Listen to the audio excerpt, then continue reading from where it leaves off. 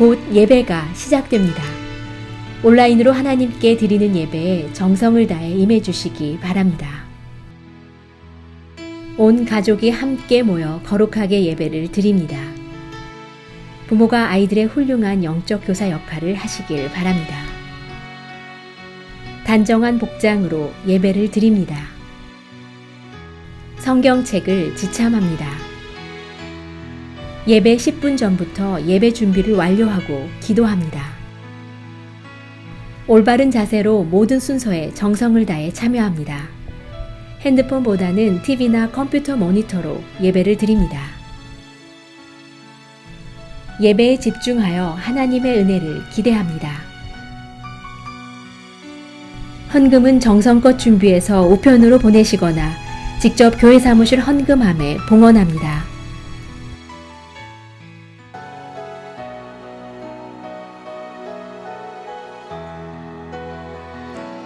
날마다 숨쉬는 순간마다 내 앞에 어려운 일 보내 주님 앞에 이 몸을 맡길 때 슬픔 없네 두려움 없네 주님의 그 자비로운 손길 항상 좋은 것 주시도다 사랑스레 아픔과 기쁨을 수고와 평화와 안식을 날마다 주님 내 곁에 날마다 주님 내 곁에 계셔 자비로 날 감싸주시네 주님 앞에 이 몸을 맡길 때 힘주시네 위로함 주네 어린 나를 품에 안으시사 항상 평안함 주시도다 내가 살아 숨을 쉬는 동안 살피신 나 일절로 다시 한번 고백하며 약속하셨네 나가겠습니다. 날마다 숨 쉬는 순간마다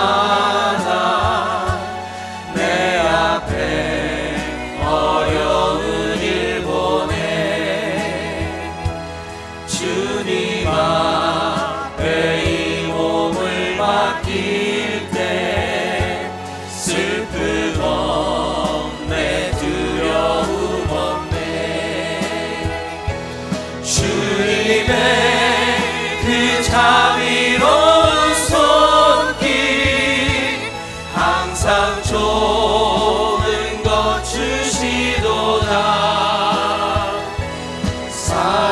사랑스레 아픔과 기쁨을 수고와 평화와 안식을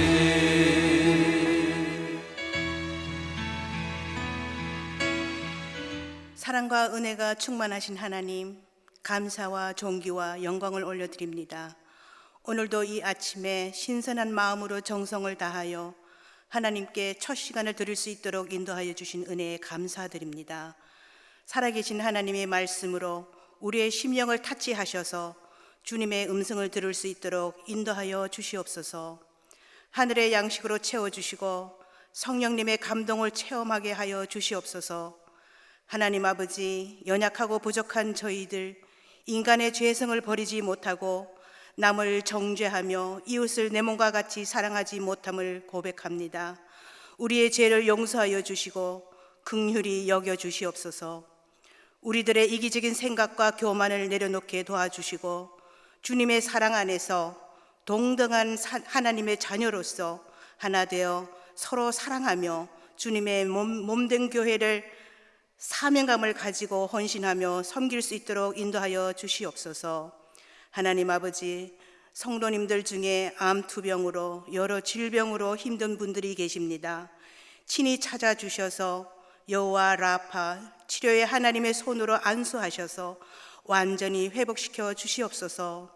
하나님 아버지, 지금 우리가 겪고 있는 코비드-19 왕관처럼 생긴 이 코로나 바이러스가 온 세상을 흔들고 어려운 상황으로 몰아가서 우리의 일상도 멈추게 하였습니다.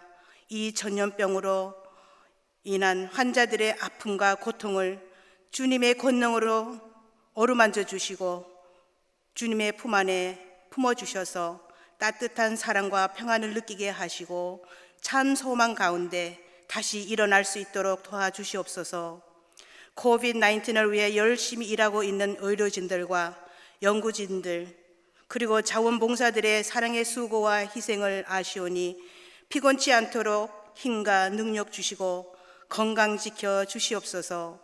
하나님 아버지, 우리 교회도 잠시 멈추어 공예배를 함께 드리지 못하지만 주님의 사랑에 힘입어 온라인으로 끊임없이 예배를 드리게 하시고 말씀과 기도로 하나님께 더욱 가까이 갈 수 있도록 은혜 베풀어 주심을 감사드립니다.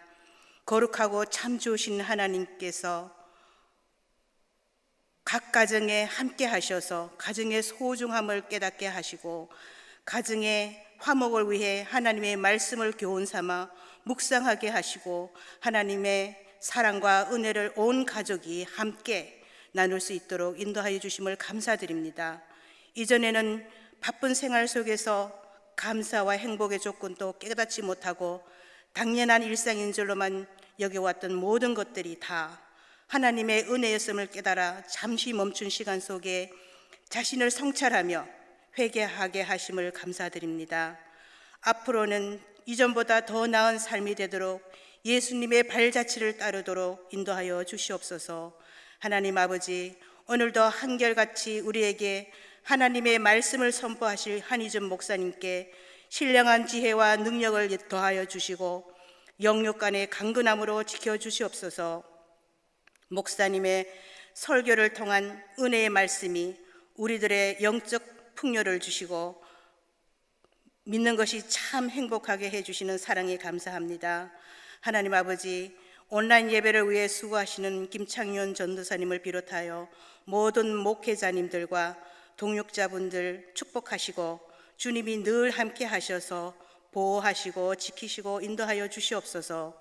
하나님 아버지, 우리 교회가 계획하고 목적을 향해 진행하고 있는 2020 세계 선교대회와 미래비전 프로젝트를 주님의 뜻과 예비하신 대로 잘 이루어지도록 축복하여 주시옵소서. 하나님 아버지, 코비드-19을 속히 종식시켜 주시고 정상적인 일상으로 돌아갈 수 있도록 자비와 권능을 베풀어 주시옵소서. 이 모든 것 합력하여 선을 이루시는 섭리를 믿으며 예수 그리스도 이름으로 기도하옵나이다. 아멘. 오늘 우리에게 주시는 하나님의 말씀은 야고보서 2장 1절부터 9절입니다. 함께 봉독하시겠습니다.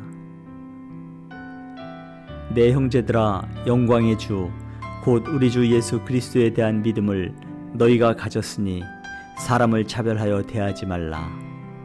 만일 너희 회당에 금가락지를 끼고 아름다운 옷을 입은 사람이 들어오고 또 남루한 옷을 입은 가난한 사람이 들어올 때에 너희가 아름다운 옷을 입은 자를 눈여겨보고 말하되 여기 좋은 자리에 앉으소서 하고 또 가난한 자에게 말하되 너는 거기 서 있든지 내 발등상 아래에 앉으라 하면 너희끼리 서로 차별하며 악한 생각으로 판단하는 자가 되는 것이 아니냐. 내 사랑하는 형제들아, 들을지어다. 하나님이 세상에서 가난한 자를 택하사 믿음에 부요하게 하시고 또 자기를 사랑하는 자들에게 약속하신 나라를 상속으로 받게 하지 아니하셨느냐. 너희는 도리어 가난한 자를 업신여겼도다. 부자는 너희를 억압하며 법정으로 끌고 가지 아니하느냐. 그들은 너희에게 대하여 일컫는 바 그 아름다운 이름을 비방하지 아니하느냐. 너희가 만일 성경에 기록된 대로 내 이웃 사랑하기를 내 몸과 같이 하라 하신 최고의 법을 지키면 잘하는 것이오니와 만일 너희가 사람을 차별하여 대하면 죄를 짓는 것이니 율법이 너희를 범법자로 정죄하리라. 아멘. 아주 남루한 옷차림을 가진 노 부부가 보스턴역에서 내렸습니다. 70대 중반의 그 노 부부인데요. 이분들이 이제 보스턴역에서 내려서 잘 아시는 대로 하버드 대학에 이제 들어가서 총장실로 향했습니다. 총장실로 향하니까 당연히 총장 비서가 누구십니까? 물으셨더니 내가 총장을 만나러 왔습니다 라고 노 부부가 이야기하는 거예요. 보니까 옷차림도 허술하고 어디 시골에서 온 노인 같아서 이 세크리터리가 약속은 하셨습니까? 약속을 안 했는데요. 총장님은 오늘 하루 종일 바쁘십니다. 아마 만날 수 없을 겁니다. 그래도 꼭 만나고 싶다고, 기다리겠다고. 이 비서가 난감해서 기다리겠다는데 어떡합니까? 그런데도 보안이 이 총장을 만날 만한 그런 수준의 사람이 아니어서 4시간이나 무려 4시간이나 모른 채 두었는데도 안 가는 거예요. 이 노부부가 안 가는 거예요. 할 수 없이 이 세크레터리가 이제 총장실 들어가서 총장에게 얘기합니다. 웬 남루한 노부부가 와서 총장님을 만나고 싶어 하는데 아시다시피 총장님이 너무 바쁘신데 저렇게 안 가고 4시간이나 버티고 있습니다. 잠깐 만나서 그냥 빨리 보내버리시면 어떻겠습니까? 저렇게 앉아 있어가지고 저도 일하기가 불편합니다. 이 총장님도 지금 바쁜데 그런 일을 또 별로 약속도 없고 누군지도 모르는 남루한 부부를 만난다고 해서 불편했지만 비서가 그렇게 어떻게 합니까? 잠깐 들어와서 이제 도대체 왜 오셨냐고. 그러니까 이 노부부가 이야기합니다. 저희들이 아주 소중한 외아들이 있었는데 우리 외아들이 하버드 대학을 1년 다닌 다음에 그만 교통사고로 죽었습니다. 그래서 우리 아들이 참 하버드를 좋아했고 이 대학을 좋아해서 여기에 우리 아들을 기념할 만한 기념물을 하나 세우고 싶습니다. 그러니까 이 총장님이 들어보니까 좀 이게 말도 안 돼서 이렇게 역정을 냅니다. 아니, 하버드 다니다가 죽은 분들에게 기념해서 동상을 세우면 이 하버드 대학이 공동묘지가 되겠네요. 그렇게 이야기한 거예요. 그러니까 그게 아니고 이 우리 아들을 위해서 이 하버드에 기념 건물을 하나 세우려고 합니다. 그러니까 이 총장이 더 놀란 거예요. 보안이 행색도 남루한데 아니 지금 학교에 건물 하나 세우는데 얼마나 돈이 드는지 아십니까? 이 하버드 전체를 세우는데 그 당시 돈으로 750만 불이나 들었습니다. 그죠? 1800년도 가까이 됐으니까 얼마나 그 비싼 돈이. 그러니까 그러면서 말도 안 되는 소리 하지 말라고 그렇게 이야기하는 거죠. 그러자 이 노 부부의 부인이 이 전체를 세우는데 750만 불이면 대학 하나를 세울 수 있는 겁니까? 그렇게 물으면서 남편에게 바라보면서 그럴 바에야 우리가 대학을 세우는 게 낫겠다고 그러고 총장실 떠난 거예요. 그러니까 총장이 벙찐 거죠. 아니 남루한 사람이 와가지고 아들이 1년 다녔다가 죽었는데 건물 하나 세우겠다고 다짜고짜 묻더니 말도 안 되는 소리 하다가 자기끼리 하나 세우는 게 낫겠다고 떠난 거예요. 이 사람이 누구냐면요, 이 사람이 바로 노부부가 릴랜드 스탠포드라는 부부예요. 자신의 아들이 하버드 다니다 1년 다니다 죽고 난 후에 건물을 세우러 갔다가 자신들을 차별하는 이 하버드 대학 이 총장을 만난 후에 그냥 팔로 알토인 노던 캘리포니아 와가지고 바로 스탠포드 대학을 세워버립니다. 그게 스탠포드 대학의 시작이에요. 아들을 세우려 하버드 갔다가 속된 말로 차별을 당하고 온 거죠. 그 이후로 총장이 그 사실을 안 가네요. 땅을 쳐도 늦었죠. 그래서 하버드 대학교 가면 하버드 대학 정문에 이런 문구가 쓰여져 있습니다. 잘 들어보세요. Jesus Christ, don't show favoritism. 이게 무슨 말이냐면 맙소사, 좀 쉽게 표현하면 절대로 차별하지 말라라는 걸 붙인 거예요. Jesus Christ, don't show favoritism. 하버드 대학이 모든 사람들에게 열려 있다라는 그런 열린 대학으로서의 모토이기도 하지만 그 이면에는 이런 일화가 있다고, 이런 차별로 인해서 엄청난 기회를 놓친 그 총장의 어떤 안타까움이 하버드 대학 정문에 Don't Jesus Christ, don't show favoritism. 사람을 외모로 취하지 말라 이 말이죠. 사람을 외모로 취하지 말라라는 문구가 쓰여져 있다고 그래요. 여러분 차별 당하신 경험 있으신가요? 차별 당하신 경험. 차별을 당하신 경험 있으신가요? 우리 미국에 있을 때 이제 우리는 이민자로 왔잖아요. 그러니까 차별 그러면 이게 남의 일이 아니잖아요. 우리 같이 마이너리티 이민 소수 민족들은요, 차별이 사실은 멀리 있는 게 아니라 우리 가까이 삶에 있습니다. 가까이 삶에 있어요. 뭐 비행기 타는 일 때문에 뭐 보이지 않게 우리 아시안들이 이렇게 백인들에 비해서 차별당했다라는 일들이 종종, 뭐 요즘은 뭐 아주 큰 사건도 아니에요. 종종 그런 일이 나요. 대표적인 유나이티드 에어라인 아시잖아요. 그 베트남계 미국 의사의 의사인데 뭐 그 자기 뭐 그 씨 때문에 해가지고 비행기에서 막 그 시큐리티 가드한테 또 막 맞고 어떻게 해가지고 뭐 얼굴에 피 흘리면서 왔다 갔다 한 게 유튜브에 다 나가지고 큰 사건이잖아요. 그 사건 얼마 나지 않고 제가 떠나고 나서 얼마 되지 않고 그 또 델타 에어라인인가 유나이티드 에어라인인가 한국 부부가 아들하고 어디를 가는데 강제로 쫓겨나서 비행기를 못 탔다는 사건이 LA TV에 나오더라고요. 그리고 제가 이제 가만 보니까 그게 누구냐면 지난번 때 우리 교회에 있던 조 권사님 부부야. 조 권사님 부부. 그 아들 리차드, 내가 너무나 잘 아는 조 권사님 부부. 이게 사진 TV 보니까 그분들이야.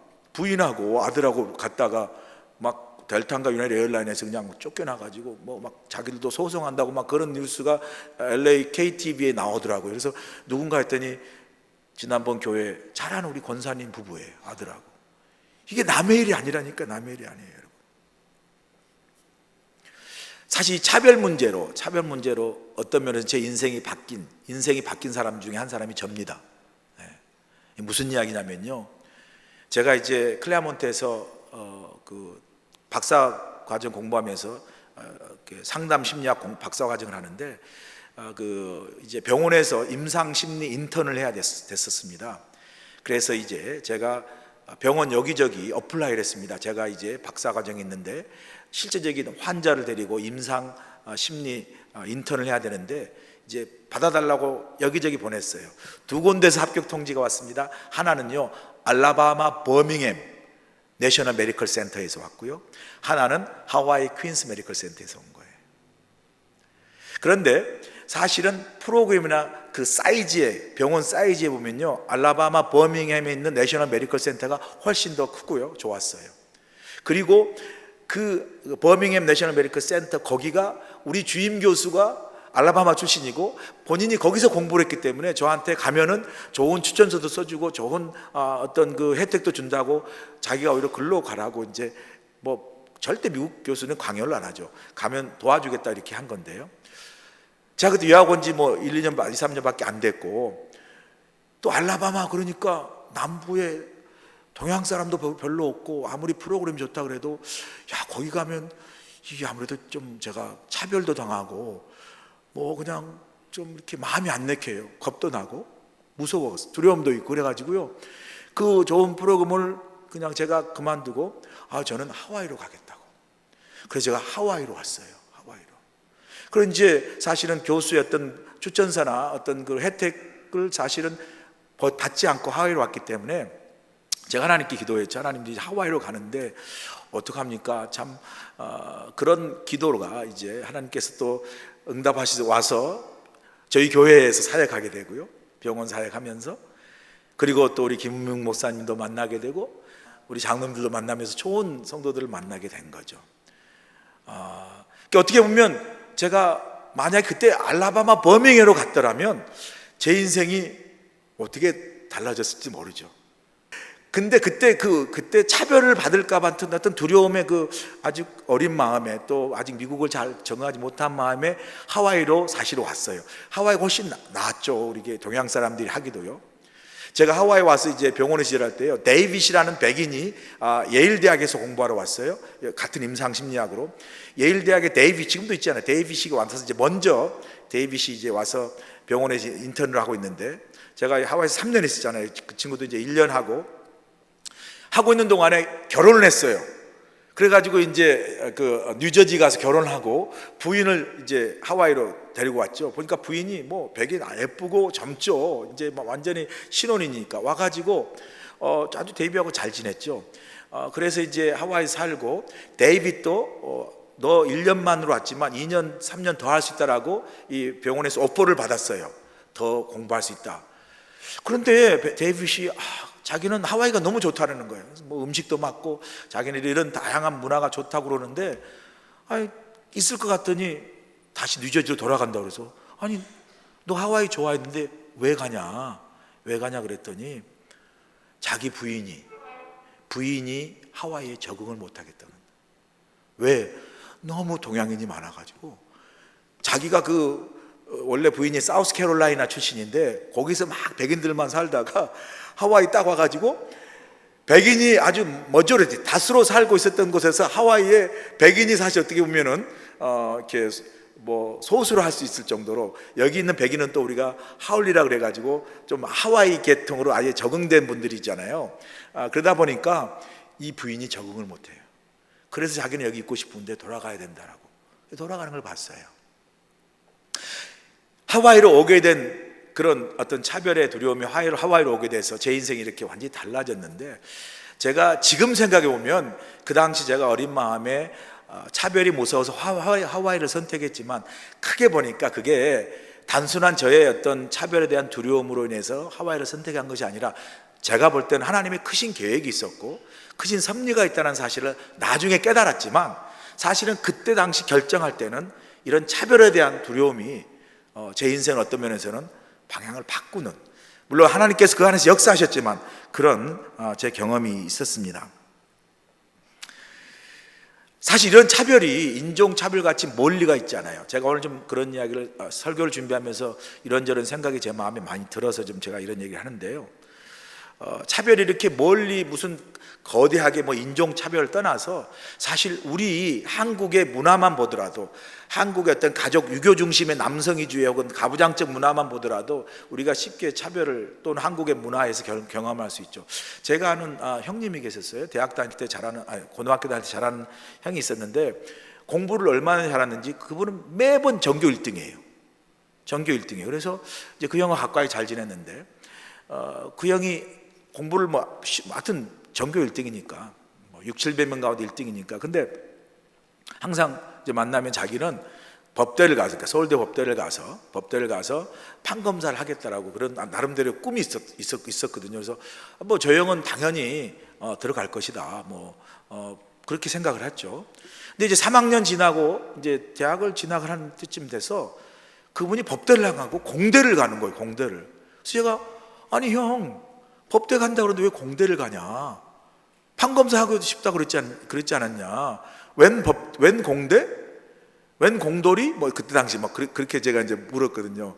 그랬더니 말을 안 하더라고요. 그냥 공대 가려고 했는데, 내가 나중에 알았어요. 왜 그분이 공대를 가는지. 그게요, 연자제 때문에.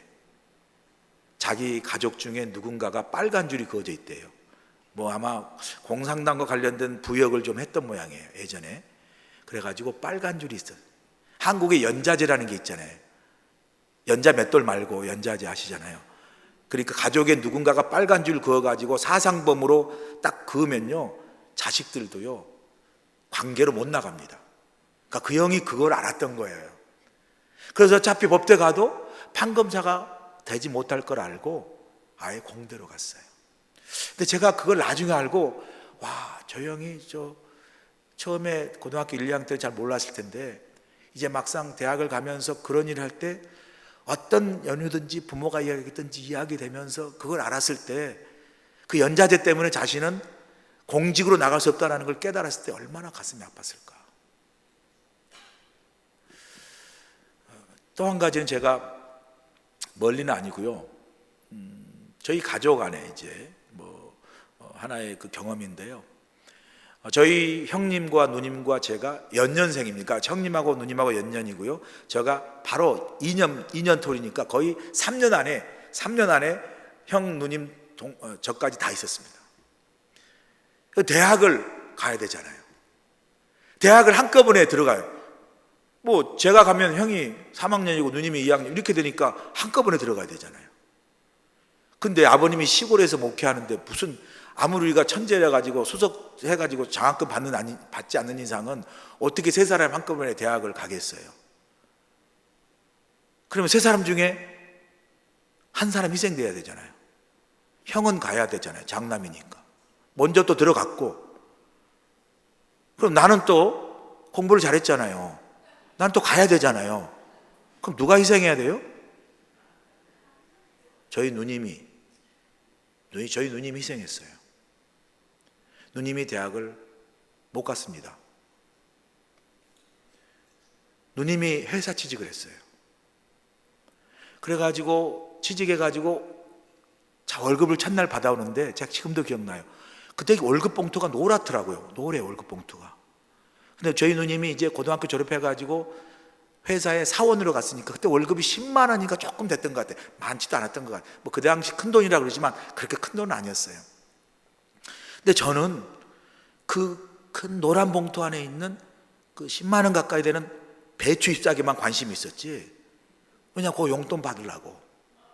누나가 월급 처음 받으니까 그 만 원이 얼마나 큰 돈이에요, 저한테. 그거 좀 하려고. 누나 그 월급 받는데, 근데 누님이 그 봉투 받는데 얼굴이 기쁘지 않더라고요. 아니, 돈 가지면서 왜 이렇게 안 기쁠까?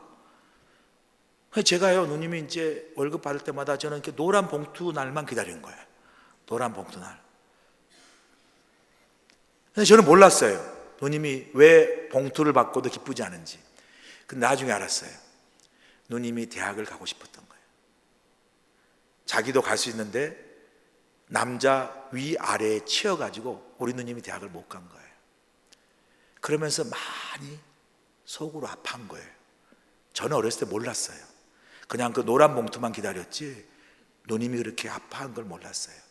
누님이 대학을 못 가서 아파하는 것을 누가 알았냐면 형이 알았어요. 그래서 형은 형이에요. 형이 먼저 알았어요. 동생이 대학을 가고 싶어하는 거를. 그래서 형이 나서더라고요. 아버지, 형 제 대학 보내야 된다고. 나중에 제가 알았어요. 대학 1학년 들어가고 알았어요. 그래서 저도 거들었죠. 제가 아르바이트를 해서라도 내 부족한 용돈은 다 내가 벌 테니까. 그때는 과외가 있었어요. 누님을 대학을 보내야 된다. 그래서 저희 누님이 2년 후에 대학을 들어갔어요. 2년 후에. 근데 대학 다니면서 너무 기뻐하는 누님의 얼굴이 지금도 잊혀지지 않아요. 월급 받아와서 그 얼굴을 하고요. 누님이 대학을 가고 싶어서 갔을 때 그 얼굴, 그것을 제가 잊을 수가 없어요. 제가 그걸 보면서 제가 오늘 설교를 준비하면서 이런 생각이 들었어요. 차별은 참 가슴 아픈 것이다. 차별은 참 가슴 아픈 것이다. 왜 아프냐면요, 차별하는 사람의 무지 때문에 가슴이 아파요. 차별하는 사람의 무지 때문에 가슴 아프고요, 차별당하는 사람의 고통 때문에 가슴이 아파요. 여러분 차별 당해보셨으면 아실 거예요. 차별하는 사람의 무지도 가슴 아픈 일이고요, 차별당하는 사람의 고통도 가슴이 아파요. 오늘 읽은 본문의 내용이요, 이게 차별의 말씀이잖아요. 차별. 오늘 1절 보시면 이렇게 말씀하지는, 내 형제들아, 영광의 주 곧 우리 주 예수 그리스도에 대한 믿음을 너희가 가졌으니, 그 다음에 뭐라고 말씀하시죠? 사람을 차별하여 대하지 말라. 요게 개역 개정의 성경 말씀이고요, 이거 바뀌기 전에 우리가 늘 썼던 개역 한글에는 사람을 차별하여 대하지 말라를 뭐라고 옛날에 우리가 읽었냐면요, 사람을 외모로 취하지 말라 이렇게 썼어요. 여기 개정으로 바뀐 거죠. 그러니까 사람을 외모로 판단하거나 차별하지 말라라고 이야기하는 거죠. 그러면서 야고보는 예를 들어요.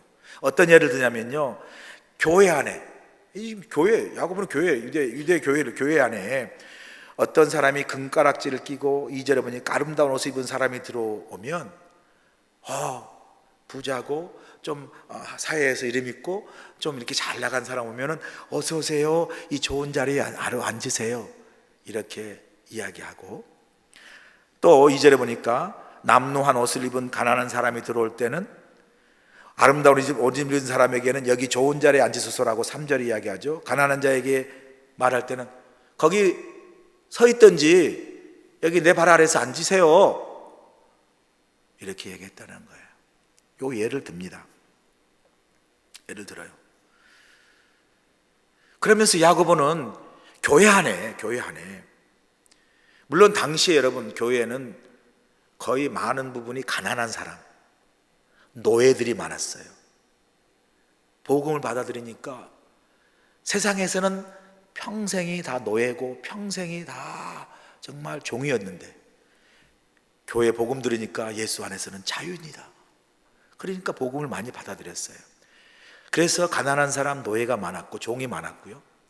그 중에 또 성도님들 가운데 귀족이나 부자들도 있었어요. 자, 그런 그 교회 안에서 이런 신분과 이런 어떤 귀천에 따라서 차별들이 일어났다는 거죠. 야고보는 이런 교회 안의 차별은 복음과 믿음의 본질에서 어긋난 것이다 라는 것을 책망하는 거예요.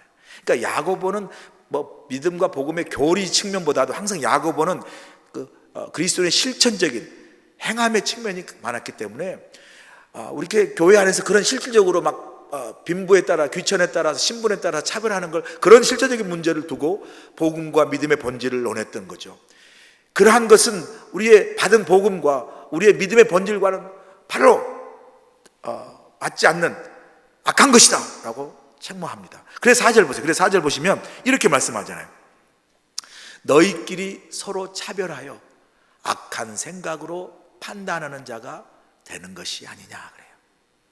자, 교인끼리 서로 차별하는 게 악한 것이라고 책망하는데 잘 보세요. 그런 차별의 태도를 갖는 것이 그 원인이요, 야고보는 참 이 야고보기 심리학을 공부한 것 같아요. 그 원인을 뭐라고 보냐면요, 악한 생각과 판단 때문에 그래요. 악한 생각과 판단. 이게 무슨 말이냐면요, 야고보가 교회 안에서 일어나는 실제적인 차별의 본질적인 이유가 어떤 교인들의 실제적인 신분의 차이, 빈부의 격차가 원인이기보다도 각자 우리 마음의 생각과 판단, 우리 안에 갖고 있는 그 사람의 생각과 판단이 그 차별의 원인이다라고 지적하고 있는 거예요. 그러니까 그 차별하는 것이 어떤 사람의 외적 어떤 조건이나 그런 것이기보다도 그런 외적 조건을 바라보는 그 사람의 생각과 판단과 시각 때문이라는 거예요. 그걸 지적하는 거예요. 그 사람이 갖고 있는 마음의 생각이나 판단을 우리가 좀 이렇게 심리학적으로 표현하거나 좀 현대적인 용어로 표현한다면, 우리가 갖고 있는 어떤 사람의 밖으로 드러난 그 사람의 어떤 신분이나 비부나 격차, 이것은 어떤 현실의 실제라면 이것 때문에 사실 차별이 일어나는 것보다도 이거를 바라보는 우리의 선입관, 우리의 고정관념, 우리의 편견, 이게 악한 생각과 판단이라는 말이에요. 그렇잖아요 여러분.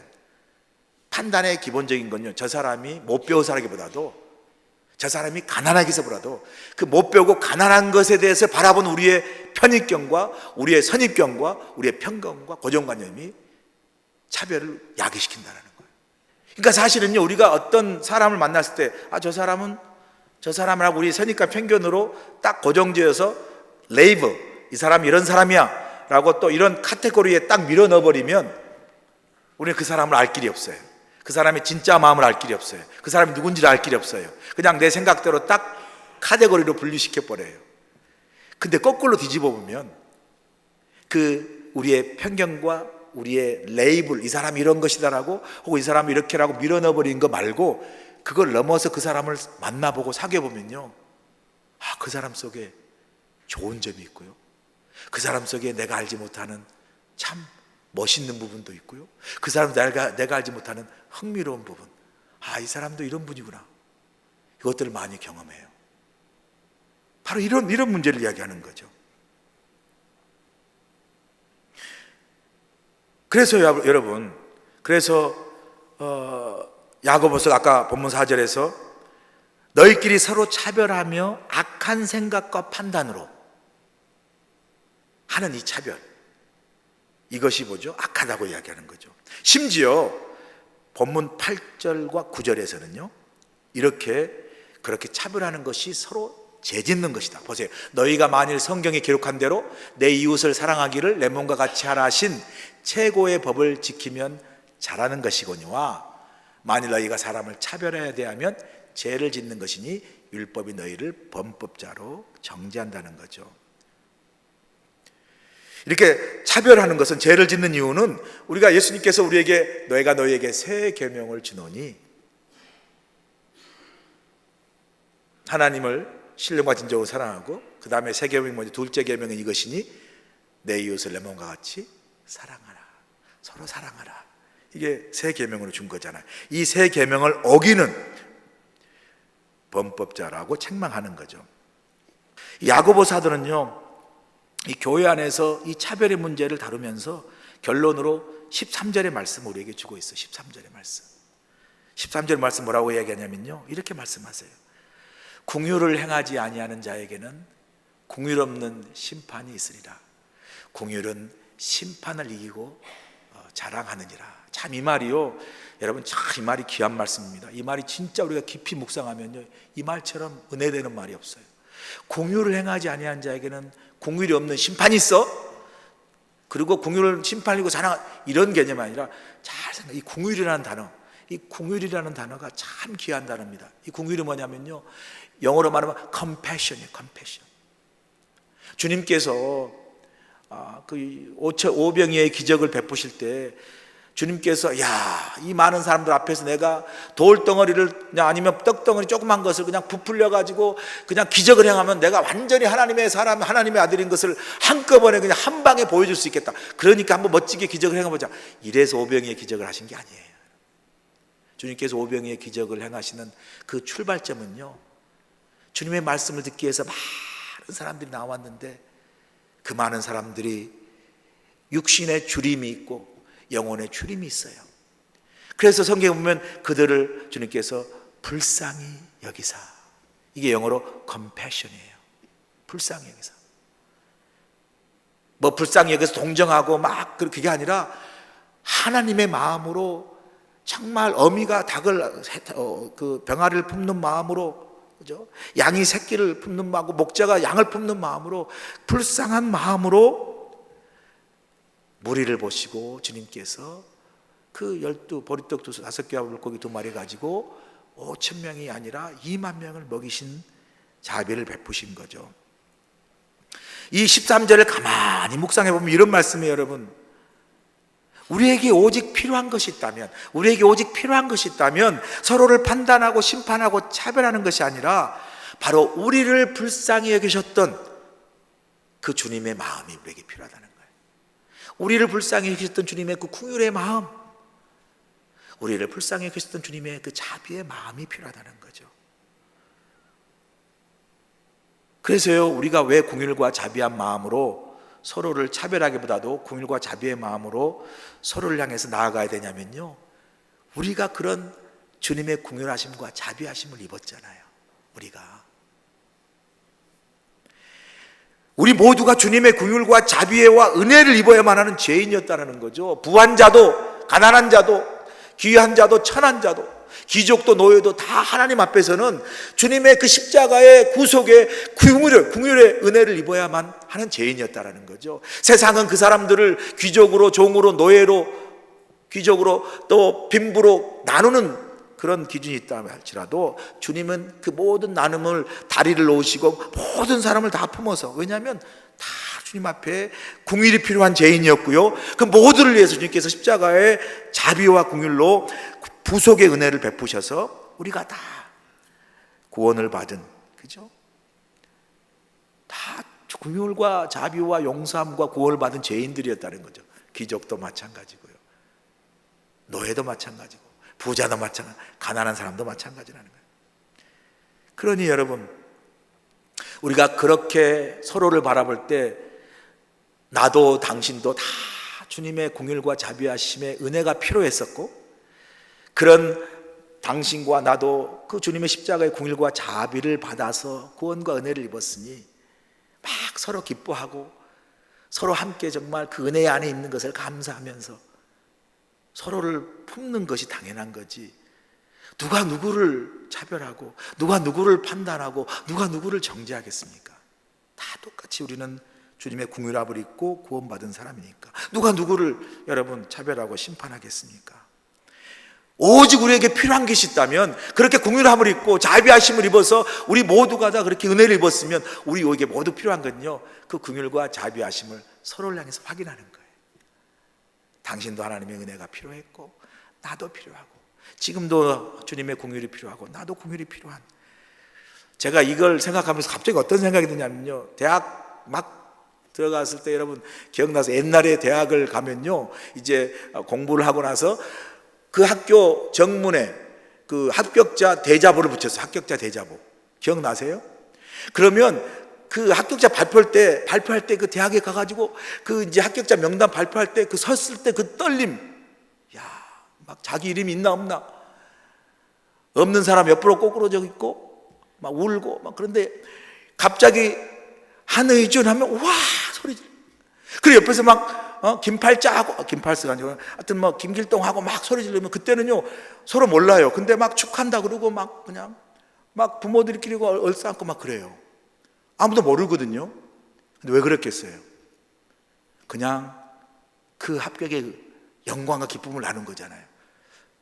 적용이 비슷한지 모르겠지만 여러분, 우리가 주님 앞에서 그 구속함을 부자든 가난하든 노예든 귀족이든 다 받았잖아요.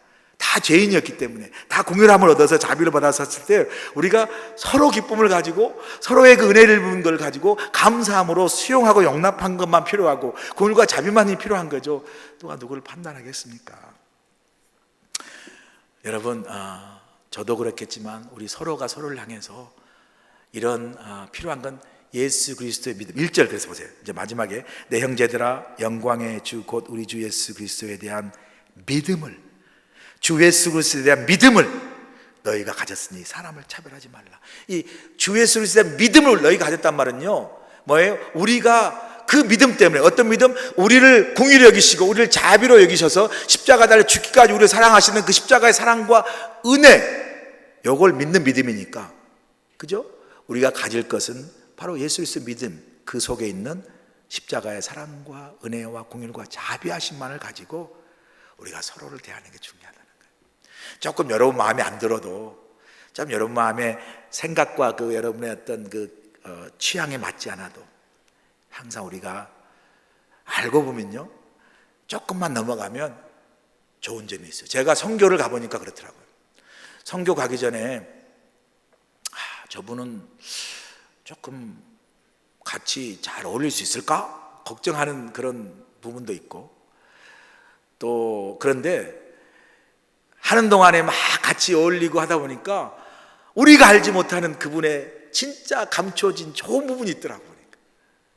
저분이 저런 분이 있었고, 그러다 보니까 마치 교회 안에서는 그냥 스쳐 지나가면서 겉만 보고 알 수밖에 없었던 그런 일들이, 그런 사건, 그런 함께하는 시간이 많아지면서 단점도 보이기도 하지만 장점이 더 많이 보여가지고, 장점은 감춰지고 장점만 보여가지고 더 친해져요.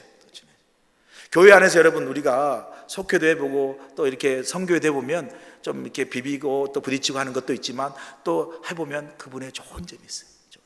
장점들이 있어요. 하나님이 주신 좋은 하나님의 형상들이 있다는, 우리가 그것을 발견하면서 그 보석을 각자, 그 사람이 잘못된 걸 캐가지고 막 비판하기보다도 그분에게 하나님이 심어준 보석을 캐는 마음으로 서로에게 다가가면 우리 정말 이민자로서 사는데 교회라는 가족 공동체, 우리 함께하는 이 형제 자매가 얼마나 귀한 것인가를 우리 한 해 지나가기 전에 우리 서로 이렇게 아름답게 확인하고 우리가 함께하면 얼마나 기쁘고 행복한 것인가를 고백하는 우리 믿는 것이 참 행복한 우리 교회가 되길 주여 간절히 소원합니다.